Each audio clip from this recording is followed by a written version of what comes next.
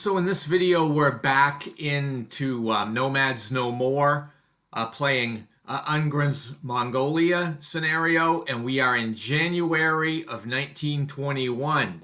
And up till now, we've seen fighting on both sides, but basically inconclusive. However, the Chinese have been holding their own in defense, as have the Reds. So this time in January, both the Reds and the Whites received some replacements, and Colonel Casagrandi's unit is end up brought back to full strength, but so is the Red 35th Infantry Regiment. And so this is going to be a turn where all of the combatants are receiving some reinforcements from that initial reaction to the assaults on Urga, where these reinforcements were placed on the turn track. So the Mongolian People's Party, which are red, deploys a unit in Kayakha, which is a border village in Mongolia. The Chinese receive 4 infantry regiments, which are entering through the desert area in Mongolia on the southern map edge. And this is important because the Chinese don't get a lot of support. Then the Whites have reinforcements. They get the Tibetan cavalry, Togtok infantry, the Sundui gun infantry, and these all end up joining Colonel Casagrandi's forces, which have been attacking along the Trans-Siberian Railroad. The rest of the Mongol cavalry and the rest of the infantry end up joining Ungern's forces in Mongolia with its plan to strike again at Urga. So this time Baron Ungern Stenberg attacks the village of Urga again. I don't know if this is the 3rd time or the 4th time, but this time the Chinese 1st Infantry Regiment is completely wiped out, and the Chinese forces end up retreating from Urga. So Ungern finally captures this important village and advances in, chasing the retreating forces. The Mongol 1st Cavalry suffers a loss as a result, but so does the Chinese 2nd Infantry Regiment. So I end up having Ungern's forces retreat back into the village of Urga. So you can see this turn has caused the fall of Urga. The Chinese have been driven out, and the Whites control it. The Chinese infantry, though, is en route from the desert region, as you see there.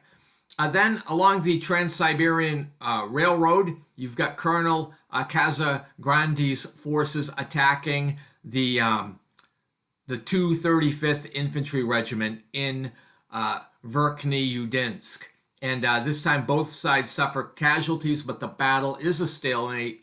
So Casagrandi and the Whites retreat again along the railroad.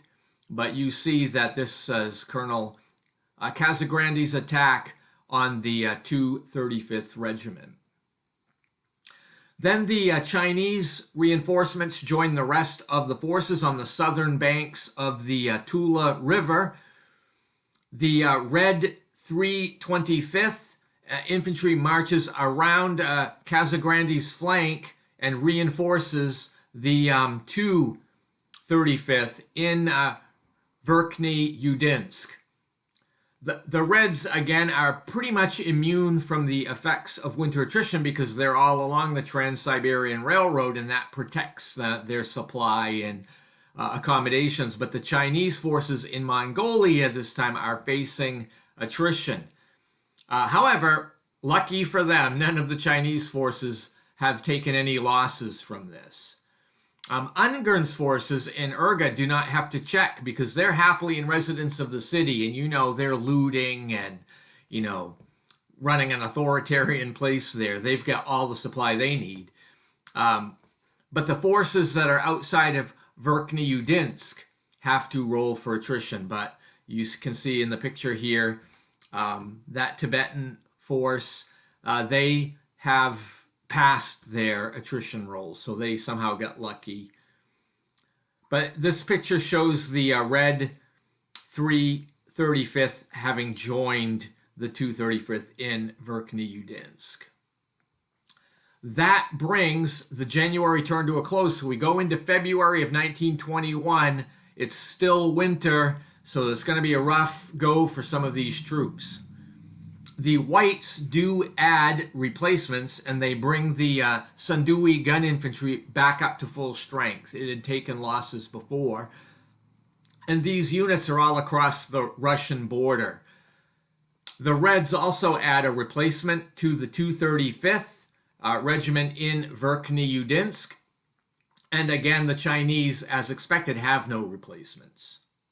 So Baron Ungern Stenberg's troops decide to launch an attack, a feeble attack, at that out of Urga, which ends up in a stalemate. So Ergen's troops remain fixed in Urga. Then in the far eastern republic, Casagrandi's troops attack the Reds in Verkhney-Udinsk again, and this attack is also repulsed, but the Red 235th Regiment is reduced, and for the Whites, both the Sundui and the Togtok infantry are damaged in casualties. But this picture shows fighting in the far eastern republic.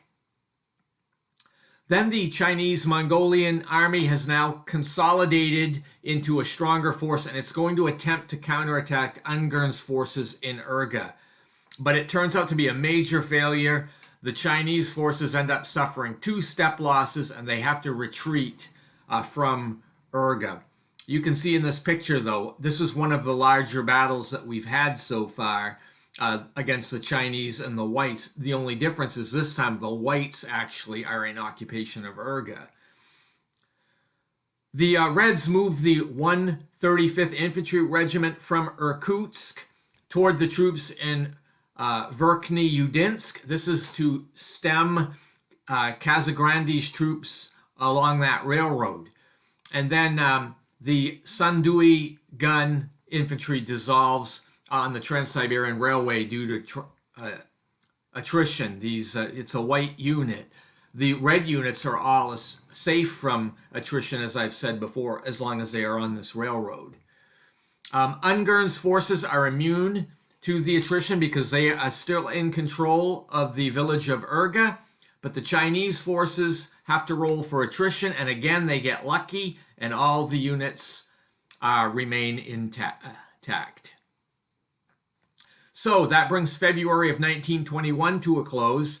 We go into March of 1921, and both sides take their replacements. Each has one, and then Colonel Casagrandi decides to give up on Verkhney-Udinsk and then moves toward Chita. Meanwhile, Ungern in Urga divides his troops up, leaving some in there while others pull away toward the far eastern republic. The Mongol 2nd Cavalry and the Tatar cavalry all dash toward the border, and meanwhile Ungern is holding out with his forces in Urga. But you see that in the picture. You can see Casagrandi is just south of the Trans-Siberian Railroad, and you've got the Mongol 2 and the Tatar cavalry trying to link up with Casagrandi. The Reds move the 235th Infantry Regiments, and they pull out of Verkhney-Udinsk and move toward Chita because they see what's going on here, because the current white threat seems to be developing over there now. And so that's kind of what their reaction is to it. But they are careful not to overreact, because there is cavalry from Mongolia heading toward the railroad. So the Whites are kind of being a little bit tricky here. The Chinese forces do launch an attack against the weakened White forces in Urga, but unfortunately the Chinese attack is repulsed, and they again suffer heavy losses. I mean, the Chinese units are much better as defending units as opposed to attacking units. They lose 2 steps, but the Whites also do lose a step. And that brings March of 1921 to an end. There's no attrition this time because, the weather has improved quite a bit. Now we go on to April of 1921. Both the Reds and the Whites add replacements. Then Colonel Casagrande moves his forces into Nerchinsk, which is a village on the Trans-Siberian Railroad. And that fulfills a victory condition, just as Urga does, or a village on the Trans-Siberian. But it's only April. A lot can still happen. Then the Tatar and the 2nd Mongol cavalry formations roam in the hills in the far eastern province. And I'll add at this moment, that was one of the criticisms that this game got on the map. This looks like open area here, but these clear areas, they're really hills and terrain. It's just they kind of look barren, and I think they corrected that on the map in the Paper Wars game. But here you see the activity of these 2 cavalry units. Then the Chinese forces launch another attack against Urga. I don't have a picture for that, but it goes poorly again. The Chinese lose 2 more steps. But again, the Whites suffer some losses. So this may be working in favor of the Chinese.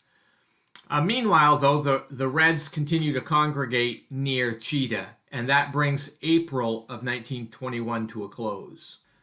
So I'm going to bring this video to an end here in April of 1921. Thank you for watching.